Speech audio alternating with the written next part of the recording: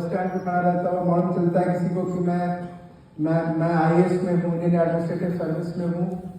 तो अगर कोई यूथ रहता है तो मेरे पास आता है, बोलता है कि मुझे भी आईएएस ज्वाइन करना है, तो आप मुझे ब्लेसिंग दें। तो आई टेल हिम कि आई bless you, all the best. तो फिर वो पूछता है कि आप मुझे ब्लेस तो कर रहे हैं, बट मैं आईआईटी और आईएम से नहीं पढ़ा है, मैंने आईआईटी से नहीं पढ़ा है, आईएम से नहीं पढ़ा है। अगर आप चैट जीपीटी में देखें और अगर चैट जीपीटी में आप कभी एक या गूगल में सर्च करें या चैट जीपीटी में क्वेश्चन पूछें कि वर्ल्ड के 2 toughest exam rank 1 and rank 2 exam कौन से हैं, तो the world's toughest exam, not India's toughest exam, the world toughest exam is joint entrance examination after class 12 for admission in IIT. That is rated in the world as the toughest exam, not by the sheer numbers but the standard of questions etc etc. और अगर उसी में rank 2 देखें, top 2 ranks in the world exams में, the top 2 rank जो पूरी world में है, second rank is civil services examination of India, union conducted by union public service commission. ये वाला जो एग्जाम हम बात कर रहे हैं, ये वर्ल्ड का सेकेंड टफेस्ट एग्जाम है। तो वो बच्चा वो यूथ मुझसे पूछता है, सर ये सेकेंड सबसे टफेस्ट एग्जाम है, फर्स्ट टफेस्ट एग्जाम आईआईटी है, इसका मतलब ये आईआईटी जितना ही टफ एग्जाम होगा। और सेकेंड नंबर्स, जब मैंने जब यूपीएससी का एग्जाम दिया था तो अराउंड 1.5 लाख स्टूडेंट्स एग्जाम देते थे प्रीलिम्स का, अब 7.5 लाख स्टूडेंट्स एग्जाम देते हैं। तो मुझसे पूछता है, जो जनरली बहुत सारे बच्चे मुझसे पूछते हैं कि सर मैंने आईआईटी से तो पढ़ाई नहीं की, मैंने आईआईएम से पढ़ाई नहीं की, क्या मैं यूपीएससी मैं एक चांस लेना चाहता हूँ, यूपीएससी लिखना चाहता हूँ, कुछ प्रिपेयर करना चाहता हूँ, आपकी क्या एडवाइस है। तो फ्रेंड्स, मैं सोचा वही एक टॉपिक मैं लेके आपके सामने आऊँ, आप सबको बताऊँ कि क्या है, मैं क्यों यहाँ पर आया। पहले मेरा नाम प्रवीण प्रकाश है, जैसे बताया सर ने, मेरा नाम प्रवीण प्रकाश है। मैंने आईआईटी कानपुर से 88 से 92 तक इलेक्ट्रिकल इंजीनियरिंग में मैंने पढ़ाई की। उसके बाद 88-92 में पढ़ाई करने के बाद मैंने 1993 में मैंने प्रीलिम्स एग्जाम लिखा और 94 में मेरा आईएएस में सिलेक्शन हुआ। हमारे ज़माने में जब आप तो ऑप्शन मांगते हैं स्टेट्स के, जब मैंने लिखा था तो कोई ऑप्शन नहीं माना जाता था। ये बोला जाता था कि जो भी टॉप 25 रैंक जिनकी आएगी वो सारे इक्वली डिस्ट्रीब्यूट होंगे all 25 states of this country. तो मैं रहने वाला तो बनारस का हूँ, यहीं पर मैं बीएचयू के बगल में ही महामना कॉलोनी है, वहाँ मेरे पेरेंट्स रहते हैं, मैं बनारस का रहने वाला हूँ। और बट मेरे को जब टॉप 25 को स्प्रेड किया गया पूरे कंट्री में, तो मेरे को लॉटरी में आंध्र प्रदेश मिला। और मैं 1994 से लेके 2024 30 साल मैंने आंध्र प्रदेश में मैंने नौकरी की। इसलिए शायद मेरा हिंदी भी उतनी उस लेवल पे मैं हिंदी नहीं बोल पाता, बिकॉज 30 साल तक ना मैं तेलुगु ठीक से बोल पाता था, ना हिंदी ठीक से हिंदी तो बोलता ही नहीं था, तेलुगु भी शायद थोड़ा मैंने सीखी वहाँ पर। तो आपको मेरी हिंदी में भी अभी तेलुगु का टच लगेगा। 30 साल मैंने नौकरी करने के बाद 30 सितंबर इस साल 30 सितंबर को मैंने वॉलंटरी रिटायरमेंट लिया। अपने रिटायरमेंट से 7 साल पहले, मेरा एक्चुअल रिटायरमेंट 30 जून 2031 है, बट मैंने 7 साल किया। और अब मैं एक 2.0 भी करना चाहता हूँ अपनी लाइफ में। तो मैंने सोचा जब आते समय कि जब मैं 30 साल आंध्र प्रदेश में था, तो आंध्र प्रदेश में डीएम पोस्ट पे, म्युनिसिपल कमिश्नर पोस्ट पे लास्ट मेरी पोस्ट थी सेक्रेटरी स्कूल एजुकेशन क्लास 1 से 12 तक के बच्चों को मैं हैंडल को सर्व करता था। तो मैंने बहुत सारे बच्चों को as a DM, municipal commissioner, SDM, ADM, मैंने बहुत सारे बच्चों को बहुत गाइडेंस दिया। पर मैंने इस बार सोचा कि जब मैं जिस डिस्ट्रिक्ट से बिलोंग करता हूँ, मैं जिस सिटी से बिलोंग करता हूँ, मैंने वहाँ के बच्चों को तो मैंने 30 साल में एक भी बच्चे को मैंने गाइडेंस नहीं दिया। तो मैंने सोचा ये शायद मेरे 2.0 में ये मेरी रिस्पॉन्सिबिलिटी है, it's giving back to that city which you belong to, giving back to city, जिसके कारण तुम IAS में आए। तो ये मेरी एक रिस्पॉन्सिबिलिटी है कि मुझे बच्चों को अपने एक्सपीरियंस से अपना एक्सपीरियंस बताना चाहिए। ऑब्वियसली आप लोग 21st सेंचुरी के बच्चे हैं, आप लोग की थॉट डिफरेंट होगी, बट मेरी क्या थॉट है वो मैं आपसे शेयर करूं। तो कल मैं जब VC सर से मिला, VC सर का आपको मालूम ही है, वो भी मेरे कॉलेज के मेरे प्रोफेसर थे, IIT कानपुर में प्रोफेसर थे। मैंने बीच में ministry of education government of India में भी काम किया था 1 साल। VC सर का बहुत नाम था and I too feel very proud कि मेरे कॉलेज के हैं और इतना नाम है। तब उस समय IIT गांधीनगर के डायरेक्टर होते थे और हमारी मिनिस्ट्री में जब भी कुछ बोला जाता था कि ये प्रॉब्लम सॉल्व नहीं हो पा रही है, ये इशू सॉल्व नहीं हो पाता था, तो बोलते थे कि आप डायरेक्टर आए गांधीनगर से बात कर लीजिए, सॉल्व हो जाएगी। जब मैं ज्वाइंट सेक्रेटरी था गवर्नमेंट ऑफ इंडिया में, तो उस समय मुझे ये स्टार, आपके VC उस समय स्टार माने जाते थे पूरे इंडिया के सारे डायरेक्टर्स में और VCs में। तो मैंने जब कल से मिला तो मैंने बोला कि सर मुझे ये गिविंग बैक का मेरे अंदर पता नहीं क्यों ये कॉल आती है कि मुझे जितने भी बच्चों को मैं बता सकूं, बनारस के बच्चों को बता सकूं मेरे सेक्ट 2.0 में, तो मुझे अच्छा लगेगा। मुझे कोई I am not expecting anything in return. मैं बस उनको बोलना चाहता हूँ कि बहुत अच्छी, it's a very noble thought. और फिर उन्होंने रिक्वेस्ट किया, और आप मुझे मालूम है सैटरडे है, शाम है, सब लोग जो आई रिमेंबर जब हम लोग कॉलेज में रहते थे तो फ्राइडे इवनिंग को या सैटरडे मॉर्निंग को वीकेंड करके जो सब लोग चिल्लाते थे, और फिर वीकेंड में एकदम माइंड स्विच ऑफ हो जाता था। आप लोग यहाँ पर आए, आई होपफुली अगले आधे घंटे में 40 मिनट में मैं कुछ क्वेश्चंस कुछ कॉन्सेप्ट्स आपको बता पाऊंगा। और उसके बाद डीन सर ने बोला था कि क्वेश्चन आंसर सेशन भी कर कीजिएगा। तो क्वेश्चन आंसर सेशन में मेरा यही रहेगा कि लाइफ में कभी भी किसी भी क्वेश्चन को कोई बहुत ज़्यादा इंपॉर्टेंस नहीं देनी चाहिए। हम कभी सोचते हैं इंडिया में क्वेश्चन पूछूं ना पूछूं, ये बड़ा इंटेलेक्चुअली बहुत स्टिमुलेटिंग क्वेश्चन है, इंटेलेक्चुअली स्टिमुलेटिंग क्वेश्चन नहीं है। जिस क्वेश्चन के आंसर करने से पाने से आपकी लाइफ और स्मूथली आगे बढ़ सकती है, वही क्वेश्चन इंपॉर्टेंट है।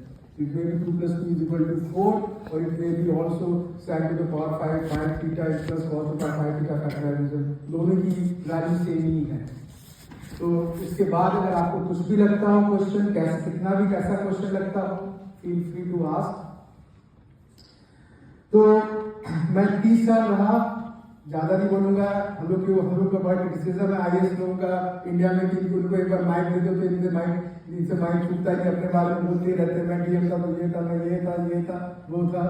तो मैं ज्यादा नहीं बोलूंगा, but the blessing of Varanasi और यहाँ के सब और पेरेंट्स की ब्लेसिंग से मैं 30 साल में मेरे को 4 अवार्ड मिले। 2 बार मैंने प्राइम मिनिस्टर, जिस तरह से हमारे यहाँ पद्मश्री सिविलियंस के लिए पद्मश्री, पद्म भूषण और भारत रत्न होता है, उसी तरह से जो गवर्नमेंट एम्प्लॉयज हैं हमारे देश में अराउंड 2 करोड़ गवर्नमेंट एम्प्लॉयज हैं। उन 2 करोड़ गवर्नमेंट एम्प्लॉयज में 3 गवर्नमेंट एम्प्लॉय को prime minister award for excellence in public administration 21 अप्रैल को मिलता है, जिस दिन सरदार वल्लभ भाई पटेल जी का बर्थडे होता है, जिसको सिविल सर्विसेज डे बोला जाता है। उस दिन 2-3 लोगों को वो अवार्ड मिलता है।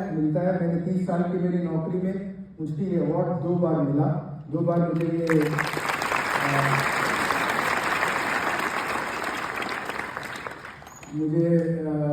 विशेष from the my place Banaras और आंध्रा के लोगों के विशेष से मुझे 2 बार ये अवार्ड मिला।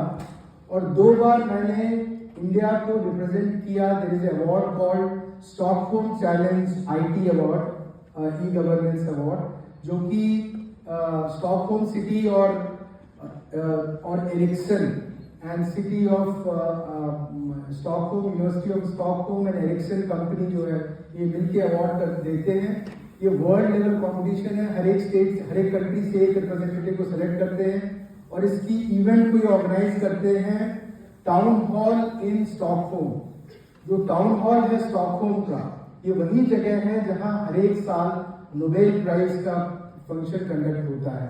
तो इस प्राइज को जब देते हैं तो उसको भी, although it's not a Nobel prize, but पूरा सिमुलेशन जो होता है टाउन हॉल में, ऊपर से पूरा सब लोग आते हैं, नीचे आते हैं, एक्सेट्रा एक्सेट्रा। उसी तरीके से पूरा मार्च पास होता है, बुलाया जाता है, अवार्ड सेरेमनी को भी उसी तरीके से सिमुलेट करते हैं। सो मैंने 2 बार इंडिया को रिप्रेजेंट किया और 2 बार मुझे भगवान ने अपॉर्चुनिटी दी कि मैं उस टाउन हॉल जिसमें कि हर एक साल नोबेल प्राइज दिया जाता है, उस हॉल में मैं 2 बार बैठूं और अपने देश को रिप्रेजेंट करूं। सो ये मेरे 2 अवार्ड हैं। तो फ्रेंड्स, जैसे मैंने बोला, जो लोग IIT और IIMs में नहीं है, ऑब्वियसली IIT IIMs में हर एक साल IIT में 10,000 लोग जाते हैं, IIMs में हर एक साल शायद 2-3 हज़ार लोग जाते हैं। इन 13,000 स्टूडेंट्स के अलावा बाकी जो स्टूडेंट्स इंडिया में हायर एजुकेशन में जाते हैं, अराउंड हायर एजुकेशन में इंडिया में हर एक साल नहीं तो मिनिमम 1 करोड़ बच्चे हर एक साल 12th पास करने के बाद ग्रेजुएशन ज्वाइन करते हैं, 90 लाख से लेके 1 करोड़ के बीच में। तो ये 1 करोड़ बच्चे माइनस ये 10,000 बच्चे, इनके मन में हमेशा ये सवाल रहता है कि जब टफेस्ट एग्जाम IIT था उसमें कुछ गए, जो सेकेंड टफेस्ट एग्जाम है, should I prepare, is it worth preparing? और I am asking for a moon, जब मैं बहुत बड़ी चीजें तो नहीं सोच रहा हूं। अगर कोई मुझसे पूछता है तो मेरा आंसर रहता है, आपको प्रिपेयर करना चाहिए। चाहे आपके 10th में 40% मार्क्स आए हो, चाहे आपके 12th में 40% मार्क्स आए हो, चाहे आपके ग्रेजुएशन में भी 40% मार्क्स आए हैं, मेरे मंत्र को, मेरे फॉर्मूला को अगर किसी ने फॉलो किया, हमें डॉक्टर है, डॉक्टर से भी बैठे हुए यहाँ पर, तो हर एक डॉक्टर का हम जाते हैं तो हर एक डॉक्टर डिफरेंट, एक ही बुखार पे डिफरेंट मेडिसिन देते हैं। तो कोई भी, मैं नहीं बोल सकता कि यही ये करेक्ट पाथ है, इसी पाथ को फॉलो करके प्रिपेयर किया जा सकता है। बट मुझे इतना मालूम है कि मैं जो पाथ बता रहा हूं, उस पाथ को कोई भी फॉलो करेगा तो जैसे बोलते हैं ना, इसकी गारंटी उसकी गारंटी, तो ये प्रवीण की गारंटी। मैंने ये बात जिनको बताया, जितने भी बच्चों को बताया, सबका हुआ। तो अगर, बट मैं बोल रहा हूं, मैं ये नहीं बोलता कि यही करेक्ट पाथ, यही केवल ओनली पाथ है। जैसे ईश्वर के पास जाने के बाद मल्टीपल पाथ होते हैं, बहुत सारे पाथ हैं, एक पाथ होता है, दूसरा पाथ भी होता है, कोई कहा कि ईश्वर के पास जाने, गॉड के पास जाने के ऐसे एक ही पाथ होता है। तो मेरा एक पाथ है, मैं जो सबको बताता हूँ, अपने सारे जूनियर्स को, काफी मेरे जूनियर्स को बताया और काफी मेरा सिलेक्शन हुआ उसमें। तो अगर मेरा आपसे यही है, यहाँ पे आके शेयर करने का मेन उद्देश्य यही है कि अगर आप में से किसी का, जिसके अंदर मन है कि यूनियन पब्लिक सर्विस, UPSC या गवर्नमेंट में ज्वाइन करना है, अगर ये पाथ फॉलो करेंगे ग्रेजुएशन के बाद, हो नहीं सकता कि आपका सिलेक्शन ना हो। तो क्या है और क्यों मैं ऐसा बोलता हूं? क्या है मेरे पास ऐसा डेटा है बोलने का? तो अगर मैं पहले देखूं कि 2 चीजें हैं, जैसे यहां पर एक बात होती है जो हम बात कर रहे थे, एकेडमिक एक्सीलेंस, जो ये एक्स एक्सेस पे है नीचे एकेडमिक एक्सीलेंस, और वाई एक्सेस पे है probability of success in UPSC। तो जैसा मैं बोला था पिछली बार कि इन दोनों के बीच में कोई भी कोरिलेशन नहीं है। एक एक्स एक्सेस है, एक वाई एक्सेस है। 10th में 40%, 12th में 40%, ग्रेजुएशन 40%, IAS में है, IBS में है, स्टेट पब्लिक सर्विस कमीशन में है, PCS में है,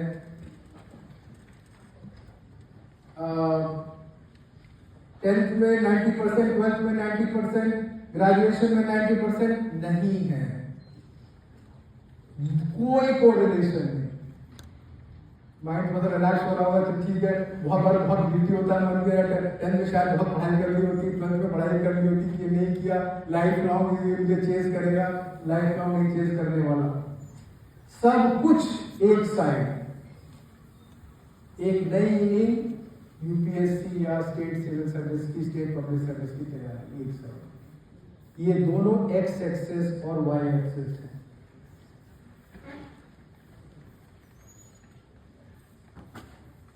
और ऐसा डेटा में कैसे लगता है मुझे? हम लोग 100 थे, हम लोग मेरे कॉलेज और अगल बगल के दूसरे आईआईटी के जो मैं पढ़ता था, तो हम 100 थे, we were around 100 of us जिन्होंने हमने सिविल सर्विसेज की प्रिपरेशन 92 में तैयार की। और अगर मैं 100 को उनके पासिंग परसेंटेज, जो हमारे यहाँ वहां पर बोलते हैं क्यूमुलेटिव पॉइंट्स इंडेक्स, सीपीआई जिसको बोलते हैं आईआईटीज में, अगर सीपीआई के बेसिस में मैं उन 100 स्टूडेंट्स को रैंक करूं, रैंक 1 से रैंक 100, और उस समय 4 अटेम्प्ट्स होते थे, 1 2 3 4, तो अगर मैं फर्स्ट अटेम्प्ट में देखूं तो जो ये चारों में 1 से 100 रैंक के सारे बच्चे जो टॉपर था, फिर सेकंड, तो 25 के अगर 4 ब्लॉक बना लूं, और इन 4 ब्लॉक में बोलूं कि फर्स्ट अटेम्प्ट में क्या फर्स्ट ब्लॉक वाले बच्चों का हुआ था। आइडियली अगर हम सोचेंगे तो अगर फर्स्ट से 100 के बच्चों को, रैंक वाले बच्चों को 4 ब्लॉक में बांटे, तो फर्स्ट ब्लॉक वालों का फर्स्ट अटेम्प्ट होना चाहिए था, सेकंड ब्लॉक वालों का सेकंड अटेम्प्ट होना चाहिए था, थर्ड ब्लॉक वालों का थर्ड अटेम्प्ट होना चाहिए था, और फोर्थ ब्लॉक वालों का फोर्थ अटेम्प्ट होना चाहिए। बट अगर मैं अपने बैच में, अपने सीनियर बैचेज में और अपने जूनियर बैच में देखूं तो फर्स्ट अटेम्प्ट में भी चारों ब्लॉक से कुछ कुछ लड़कों का हुआ, सेकेंड अटेम्प्ट में भी चारों ब्लॉक से कुछ कुछ बच्चों का हुआ, थर्ड अटेम्प्ट में भी चारों ब्लॉक से कुछ कुछ बच्चों का हुआ, और फोर्थ अटेम्प्ट में भी चारों ब्लॉक से किसी न किसी का हुआ। In fact to share with you, जो हम 100 में सबसे तेज था उसका 4th अटेम्प्ट हुआ, और जो 100th रैंक में था उसका फर्स्ट अटेम्प्ट हुआ।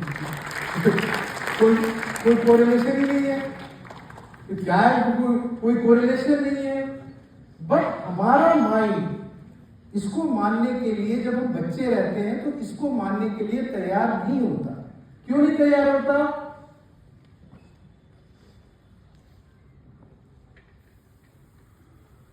वो इसलिए तैयार नहीं होता क्योंकि हमारे पास 12th की मेमोरी है। 12th की क्या मेमोरी है कि जो मेरे स्कूल में पढ़ने में तेज थे, पीसीएम में जो पढ़ने में तेज थे, उन्हीं का आईआईटी में हुआ। कोई ऐसा चमत्कार नहीं हुआ पीसीएम में 12th में पढ़ने में तेज नहीं था, उसका सडनली उसका आईआईटी में रैंक आ गई, उसका एडवांस में हो गया, या जो बायोलॉजी में पढ़ने में तेज नहीं था, सडनली उसका एम्स में हो गया। ऐसा हमने 12th में ऐसा कभी नहीं देखा। तो हमारा माइंड क्या बोलता है, 12th में तो जो हमारे क्लास में सबसे पढ़ने में तेज थे बच्चे, उन्हीं का तो आईआईटी में हुआ, उन्हीं का तो फिर एम्स में हुआ।